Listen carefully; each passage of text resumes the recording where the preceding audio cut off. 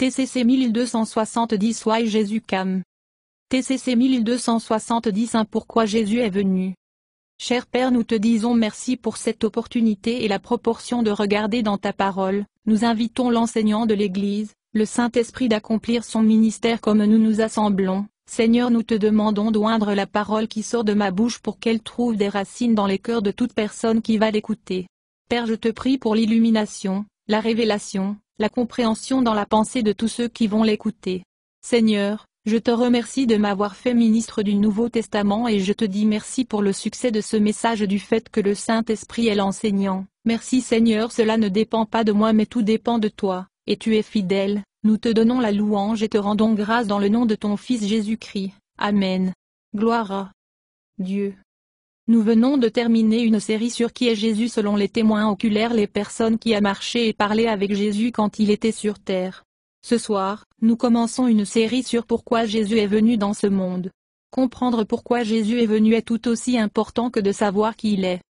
La venue de Jésus a des implications pour chaque être humain passé, présent et futur. Sa venue affecte notre raison d'être, pourquoi nous existons, et notre destin, où nous allons. En tant que chrétien, si vous ne comprenez pas ce que Jésus est venu dans ce monde pour faire, vous pourriez viser les mauvais objectifs dans la vie et avoir de fausses attentes sur ce que Dieu fera et ne fera pas pour vous. Dans de nombreux cercles chrétiens aujourd'hui, il est courant d'entendre des gens dire que Jésus est venu nous donner beaucoup de vie.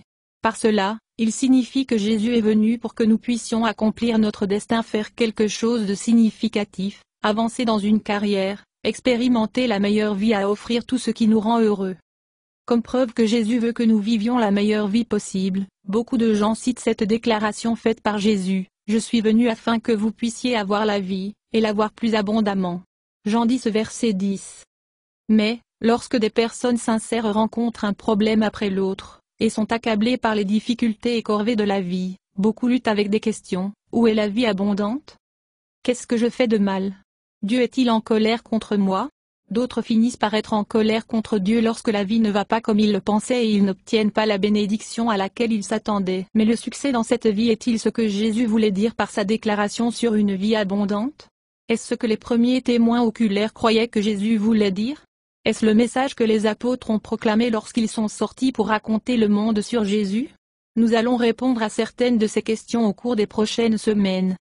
Nous avons souligné dans la dernière série que les premiers disciples de Jésus, les témoins oculaires, étaient convaincus que Jésus est Dieu, devient pleinement homme sans cesser d'être pleinement Dieu, une seule personne avec deux natures, humaine et divine. Dans cette série, nous avons regardé l'évangile de Jean, écrit par l'un des premiers et plus proches disciples de Jésus, Jean l'apôtre. Jean a ouvert son évangile avec une déclaration claire que Jésus est Dieu, le Créateur éternel. Au commencement était la parole et la parole était avec Dieu et la parole était Dieu. Toutes choses ont été faites par lui. Et sans lui, rien n'a été fait qui ait été fait. Jean 1 du verset 1 à 3, Louis II. Le fait suivant que Jean mentionne à propos de Jésus, la parole, est que en lui était la vie, et la vie était la lumière des hommes. Jean 1 verset 4, Louis II. Jean appelait Jésus la lumière des hommes parce qu'il apporte la véritable connaissance de Dieu qui est la source de toute vraie vie. Le mot grec traduit la vie dans ce passage est Zoé. Jean, dans son évangile et ses épîtres, utilise Zoé pour signifier la vie telle que Dieu a en lui-même et la vie telle que Jésus a en lui-même, une vie incréée absolue ou parfaite. Jean 5 verset 26. Car de même que le Père a la vie en lui-même, de même il a accordé au Fils d'avoir la vie dans lui-même. Nouvelle version internationale. Jean 5 verset 20. Jésus-Christ est le seul vrai Dieu, et il est la vie éternelle. Traduction de la Bible du Semeur. Jean 5 verset 11 à 13. C'est ce dont Dieu a témoigné, il nous a donné la vie éternelle, et cette vie est dans son Fils. Donc, quiconque a le Fils de Dieu a la vie. Celui qui n'a pas son Fils n'a pas la vie. Je vous écris ceci, à vous qui croyez au Fils de Dieu, afin que vous sachiez que vous avez la vie éternelle, dans la Bible du Semeur. Quand Jésus a parlé de vie abondante, H ne parlait pas de qualité de vie, il était parlant de la vie éternelle, la vie incréée en Dieu lui-même. Par la foi en Christ nous devenons participants de cette vie. Plus d'informations à ce sujet dans les prochaines leçons. La vie éternelle est plus qu'une existence sans fin. La vie éternelle est la communion et la relation avec le Dieu Tout-Puissant. La vie éternelle, c'est connaître Dieu. Jésus a dit: et ceci est la vie éternelle, qu'ils te connaissent, Père, le seul vrai Dieu, et Jésus-Christ, que tu as envoyé. Jean 17 verset 3. Nous avons un destin qui est plus grand que cette vie, un but qui est plus important que l'endroit où nous vivons, qui nous marions, ou quel travail ou ministère nous avons. Dieu Tout-Puissant désire que nous devenions plus que des créatures qu'il a créées. Il a créé les hommes et les femmes de devenir ses fils et filles en participant à lui son esprit, sa vie incréée, éternelle, Zoé. Quand Dieu a créé le premier homme, Adam, et la race humaine en Adam, le désir de Dieu était que l'humanité a choisi de dépendre de lui et de sa vie et de l'esprit. Le livre de la Genèse donne un compte-rendu des premiers jours de l'humanité sur terre et de la vie dans un beau monde impeccable, beaucoup de leçons pour un autre jour. Deux arbres spécifiques sont mentionnés, l'arbre de vie et l'arbre de la connaissance du bien et du mal. Manger d'un arbre exprimait un choix de dépendance à Dieu. L'autre exprimait un choix de l'indépendance par rapport à Dieu. Un choix apporterait la vie, l'autre la mort. Genèse 2 verset 17. Adam a choisi l'indépendance de Dieu à travers le péché. Il a mangé de l'arbre de la connaissance de bien et du mal. Le péché est de choisir de faire à votre manière plutôt qu'à la manière de Dieu. Le péché d'Adam a affecté la race humaine et toute la création. En raison du choix de l'homme, ce monde, l'humanité et la terre elle-même, est infusée d'une malédiction de mort. Genèse 3 versets 17 à 19. Quand Adam a péché, le péché est entré dans toute la race humaine. Son péché a répandu la mort par tout le monde, de sorte que tout a commencé à vieillir et mourir, pour tous les péchés. Romains 5 verset 12, traduction de la Bible Tov. Depuis lors, la mort a tourmenté à la fois la planète et la race humaine. Les hommes sont coupés de Dieu, la vie en Dieu, la vie de Dieu, et toutes choses, hommes, animaux, plantes, corrompent et meurent. Chaque problème dans le monde est finalement une expression de la mort qui imprègne la création à cause du péché.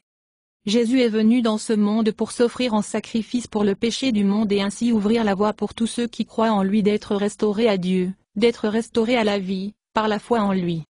Paul, un témoin oculaire, a écrit, « Jésus est venu une fois pour toutes à la fin de l'âge, pour enlever la puissance du péché pour toujours par sa mort sacrificielle pour nous. » Hébreux 9 verset 26, Bible du Semeur. Peter, un témoin oculaire, a écrit, « Christ est mort pour nos péchés une fois pour toutes. Il n'a jamais péché, mais il est mort pour les pécheurs afin qu'il puisse nous ramener sains et saufs à la maison de Dieu. » Pierre 3 verset 18, Bible du Semeur. John, un témoin oculaire, a écrit, « Dieu nous a montré combien il nous aimait en envoyant son Fils unique dans le monde afin que nous puissions avoir la vie éternelle, Zoé, à travers lui. » Jean 4 verset 9, Bible du Semeur. Après la déclaration d'ouverture de Jean sur Jésus, Jean 1 verset 1 à 4, la prochaine fois qu'il a utilisé le mot vie, Zoé, dans la relation à Jésus, Jean a cité une déclaration que Jésus a faite dans une conversation avec un chef religieux, un pharisien nommé Nicodème. Jésus a dit, « Comme Moïse éleva le serpent dans le désert, de même le Fils de l'homme doit être élevé, afin que quiconque croit en lui ne périsse pas, mais qu'il ait la vie éternelle. » Jean 3 versets 14 et 15, Bible Louis II. Jésus faisait référence à un événement familier dans l'histoire d'Israël. Alors qu'ils étaient sur le chemin du retour vers leur terre ancestrale après que Dieu les ait délivrés de l'esclavage en Égypte, des serpents venimeux ont envahi leur camp. De nombreux Israélites ont été mordus et sont morts. Nombre 21 versets 4 à 6. Moïse a prié pour le peuple, et le Seigneur lui a dit de faire une réplique en bronze d'un poison serpent et l'attacher à un poteau. Dieu a promis que lorsque ceux qui ont été mordus par les serpents, regarda le serpent sur la perche, il se rétablirait. Nombre 21 versets 7 à 9. Bien qu'il s'agisse d'un événement réel, cela représentait aussi quelque chose à propos de Jésus. Il serait élevé sur la croix, ou crucifié, et tout comme les Israélites mourants qui regardaient le serpent de bronze étaient sauvés, ceux qui croient en Jésus seront sauvés en recevant la vie éternelle. Zoé. Jean 3 versets 14 à 15 exatonne tout comme Moïse a soulevé le serpent dans le désert, sur un poteau, ainsi doit. Donc il est nécessaire que le Fils de l'homme soit élevé, sur la croix, afin que tous qui croient en lui qui s'attachent à lui, se fient à lui et comptent sur lui, peut ne pas périr, mais avoir la vie éternelle et, réellement, vivre pour toujours. Bible amplifiée. Jésus a continué son point de vue avec cette déclaration, « Pour Dieu, tellement aimé et chéri le monde qu'il, même, a abandonné son Fils unique, afin que quiconque croit en, se fie, s'accroche, s'appuie sur, lui ne périra pas, venir à la destruction, être perdu, mais avoir la vie éternelle. » Jean 3 verset 16, Bible amplifiée. Remarquez, Jésus dit que ceux qui croient en lui ne périront pas. Le mot grec qui est traduit par périr signifie détruire complètement, périr ou perdre ou être privé de cela peut signifier la mort physique, ou la séparation éternelle de Dieu qui est la vie. Dieu le Père, motivé par l'amour, a envoyé le Fils, et le Fils, qui est lui-même Dieu, est venu volontairement, afin que le monde, hommes et femmes, puisse être sauvé du périssement, sauvé de la séparation éternelle de Dieu qui est la vie. Il n'y a pas de plus grande destruction qui puisse arriver à un être humain que d'être perdu pour votre but créé. Tous les êtres humains ont été créés pour devenir des fils et des filles de Dieu par la foi en lui, puis vivre en relation amoureuse avec lui, pas seulement dans cette vie, mais dans la vie à venir. Le péché nous a disqualifiés pour notre but créé. Jésus est venu ouvrir la voie pour que nous soyons restaurés à Dieu. Éphésiens 1 verset 4 à 5. Il y a longtemps, même avant qu'il ne crée le monde, Dieu nous aimait et nous a choisis en Christ pour être saints et sans faute à ses yeux. Son plan immuable a toujours été de nous adopter dans le sien famille en nous amenant à lui par Jésus-Christ. Et cela lui a donné beaucoup de plaisir. Bible du Semeur. 2 Timothée 1 verset 9 à 10. C'est Dieu qui nous a sauvés et choisis pour vivre une vie sainte. Il a fait cela, non pas parce que nous le méritions, mais parce que c'était son plan bien avant que le monde ne commence pour montrer son amour et bonté envers nous par Christ Jésus. Et maintenant il a rendu tout cela clair pour nous par la venue de Christ Jésus, notre Sauveur, qui a brisé le pouvoir de la mort et nous a montré le chemin vers la vie éternelle à travers la bonne nouvelle, l'Évangile, Bible du Semeur. Le même mot grec qui est traduit par périr est utilisé dans une autre déclaration spécifique que Jésus a faite sur la raison pour laquelle il est venu sur terre, car le Fils de l'homme est venu chercher et sauver ce qui était perdu. Luc 19 verset 10, Louis II.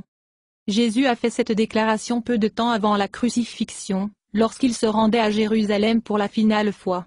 Jésus a repéré un homme nommé Zachée qui a grimpé à un arbre pour l'apercevoir. Jésus a appelé à Zachée et dit, « Je viens pour être invité dans votre maison aujourd'hui. » Luc 19 verset 1 à 10. La foule a commencé à murmurer parce que Zachée était un publicain, percepteur d'impôts. Il était l'un des principaux percepteurs d'impôts pour les Romains dans cette région, et était très riche. Les publicains étaient des Juifs qui travaillaient comme collecteurs d'impôts pour Rome. Ils étaient considérés comme des traîtres envers leur peuple et étaient méprisés. Jésus est venu chercher et sauver les hommes perdus comme Zachée. Tout au long du ministère de Jésus, il a été critiqué pour manger avec des collecteurs d'impôts et des pécheurs. La réponse de Jésus était, « Je ne suis pas venu appeler les justes, mais les pécheurs à la repentance. » Matthieu 9 verset 13, Louis II. Le mot repentance est utilisé par Jésus et tout au long du Nouveau Testament pour signifier se détourner du péché et suivre Jésus, vivre en obéissance à lui, l'imiter, chercher à être comme lui, plus dans les leçons suivantes. À une occasion, également quelques mois avant que Jésus ne soit crucifié, en réponse à de nouvelles critiques de la part des chefs religieux pour s'être associé avec des pécheurs, Jésus a raconté 3 paraboles sur les objets perdus. Luc 15 versets 1 à 32. Dans les 2 premières paraboles, Jésus parle d'un homme qui avait 100 brebis, mais une a disparu. Dans la deuxième parabole, Jésus a parlé d'une femme avec 10 pièces d'argent et en a perdu une. Dans les 2 cas, les propriétaires ont cherché avec diligence jusqu'à ce qu'ils trouvent ce qui était perdu. Ensuite, ils appelaient amis et famille pour se réjouir avec des objets perdus qui ont été retrouvés. Jésus a terminé chaque parabole par, de la même manière, le ciel sera plus heureux pour un pécheur perdu qui retourne à Dieu que plus de 99 autres qui sont justes et ne se sont pas éloignés. Luc 15 verset 7. De la même manière, il y a de la joie dans la présence des anges de Dieu quand même un pécheur se repent. Luc 15 verset 10.